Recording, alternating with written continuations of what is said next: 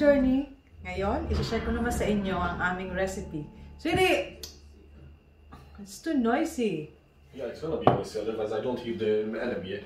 What enemy? Hi mga ka-journey! Ngayon naman, isi-share ko sa inyo ang aking easy recipe na ribs, potato, carrots in oven.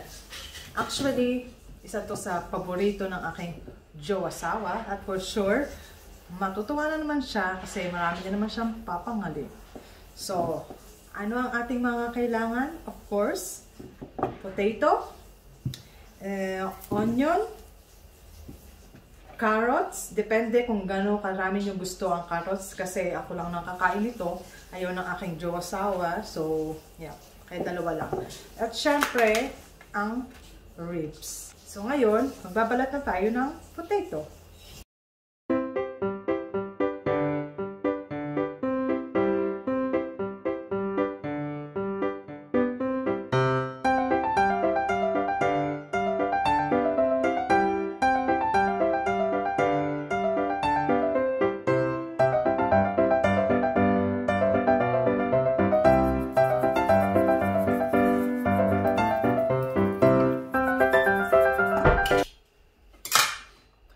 So, syempre, kailangan muna natin hugasan ang ating potato at ang ating carrots.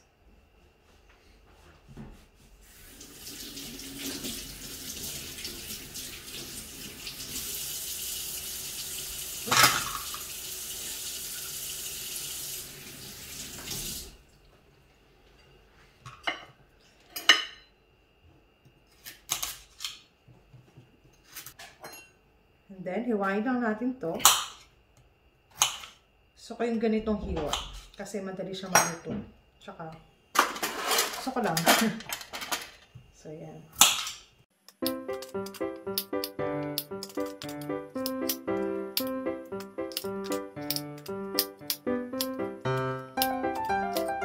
So, after nating mahiwa ang carrots at potato, maglagay lang tayo ng konting tubig.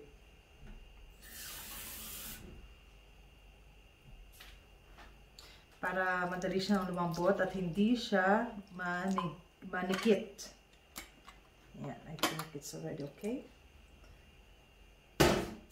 And then the onion. Ganyan lang natin siya ng ganyan.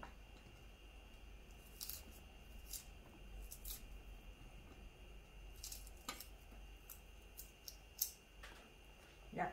Maglagay lang tayo ng salt. Well, hindi ko alam kung gano'n kadami mo gusto ang salt. Pero ako, sinachamba ko lang siya. Paikot-ikot ng ganyan lang. So, chambahin nyo na lang din. I think it's already okay. And then, of course, ang pepper. Ikot-ikot lang din. And then, ang peterselie or persil. Yeah. Konti lang. Yan. So, tapos na ang ating carrots, potato, at saka ang onion. Ngayon naman, next step, ito naman ang ating ribs. So, first, syempre, hugasan muna natin.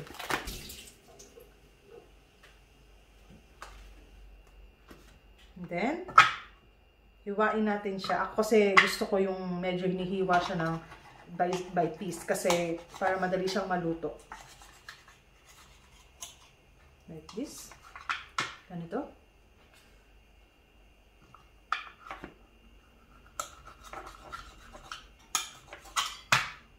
Ayan.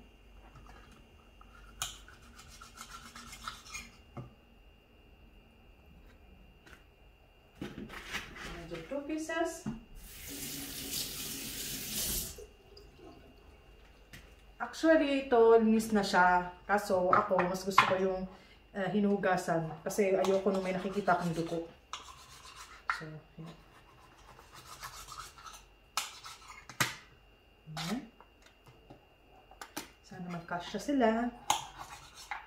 Mag-shrink naman sila once na naluluto na. So, yan. Oops. Okay. So, ready na siya. Nahiwa ko na siya ng maliliit. Pero gusto ko yung medyo may lasa siya ng garlic. Bali ito, binibili namin siya sa Hungarian store ng asawa ko. Ng asawa ko. Hungarian store sa Antwerp. Kasi hindi ko pa siya na-try mabili dito sa ordinary store. So, hindi ko alam kung meron. So, yan. Ganun-ganun mo lang siya. Himas-himas lang. Para makalat lang siya. Actually, ito, maamoy siya. Strong yung amoy niya pagka nasa oven na. So, talagang maninikit yung amoy niya. So, yan. Himas-himas lang. Pero kung gusto niyo naman, pwede rin, bago niyo siya hiwain, lagyan niyo na siya ng ganito. Pero ako, okay lang na ganito. So, yan. Para talagang nahihimas ko sila. Himas ng pagmamahal. Next step ay lagyan lang natin siya ng soya sauce. Konti lang para medyo malasa lang din siya. Then of course, salt. Tansyahin nyo lang din. Kasi ako talagang paikot-ikot lang ang aking style. Kumbaga, tansyado ko na sila. The reason kung bakit nasa other side pa ng itsura ng ribs dahil babalik rin ko pa siya. Mas easy yung ganito. Na unahin mo na yung kabilang side bago yung pinaka-front niya.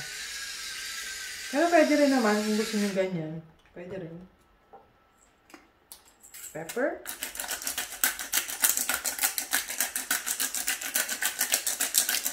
Tansyahin nyo lang din.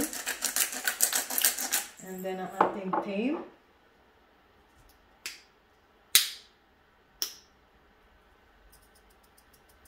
Tansya lang din.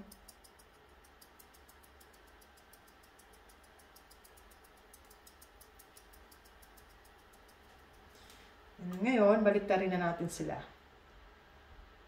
Para yung kabilang side naman.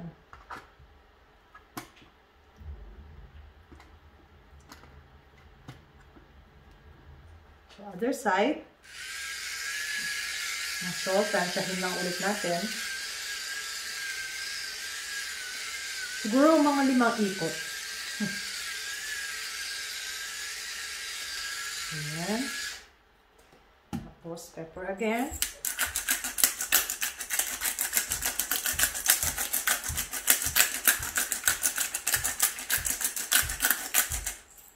And then thyme.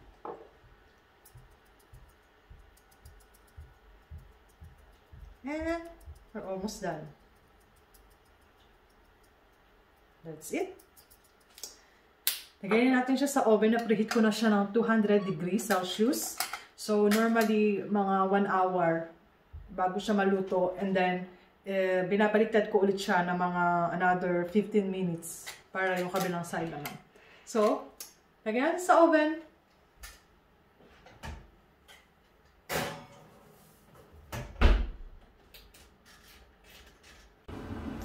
So, ganyan na itsura niya after 1 hour. Ngayon, babalik na rin naman natin sila para sa other side naman. Tapos, ibabalik ulit natin siya sa oven ng at least maybe 15 minutes para yung other side naman yung maluto or maging brown.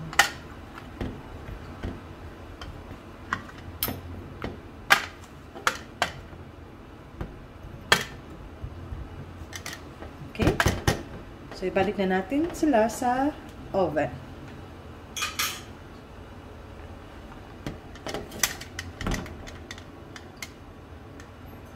So, mga ka-journey, ito na ang aking finished product na recipe, ribs, potato, and carrots in oven.